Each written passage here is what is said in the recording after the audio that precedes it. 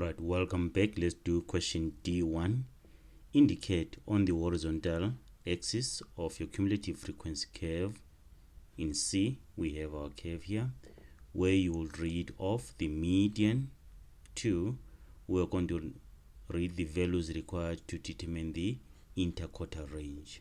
Right, so the first one, the median. So what do we do? Remember, we have the formula for finding the position of the median, not the median, but the position of the median. So 1 will say median position, right, is 1 over 2 and then n plus 1. Or you can write it like this and say just n plus 1 divided by 2. Then our n is 27. Remember, there are 27 learners, so we say 27 plus 1 divided by 2, which is 14. So the median is at 14. So the cumulative frequency of 15, so 14 is here.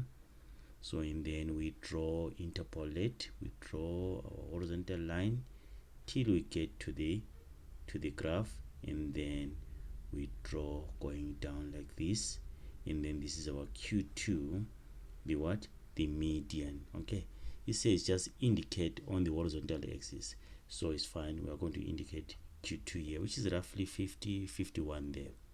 Okay, right, and then the values required to determine the interquartile range.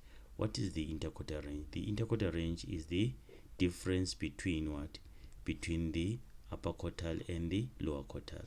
Remember, interquartile range is equal to Q3 minus Q1. So now we need to find Q1 and Q3. Right, the position for Q1, okay, Q1 position, how do you find it? We'll say 1 over 4 times n plus 1, like that. Okay, 1 over 4 times n plus 1, like that. So it's going to be 1 over 4 times 27 plus 1. Okay, which is what? 28 divided by 4, that is 7. So it means the lower quartile is at 7. So we come here, 6, 7. So 7 is here. And then we draw our horizontal line till we get to the graph, and then we go down like this, and then that's where you find our lower quartile, which is roughly 30. Okay, the small squares here each represent 2 units or 2 marks, right, 2%. So it means this is roughly 38%. Okay, that's the lower quartile, but we just asked to indicate, so it's fine.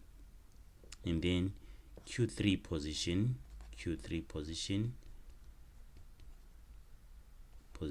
you say 3 over 4 then times n plus 1, like this, which is 3 over 4 times 27 plus 1.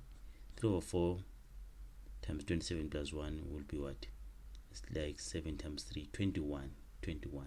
So 21 is here, so you come to 21, draw your horizontal line till you get to the graph, and then you drop the line, vertical line, till you get to your mark there, that is our Q3, the upper quartile. So they said indicate, so it's fine. So this is our Q3, this is our median Q2, this is our lower quartile. That's the answer for 3D1.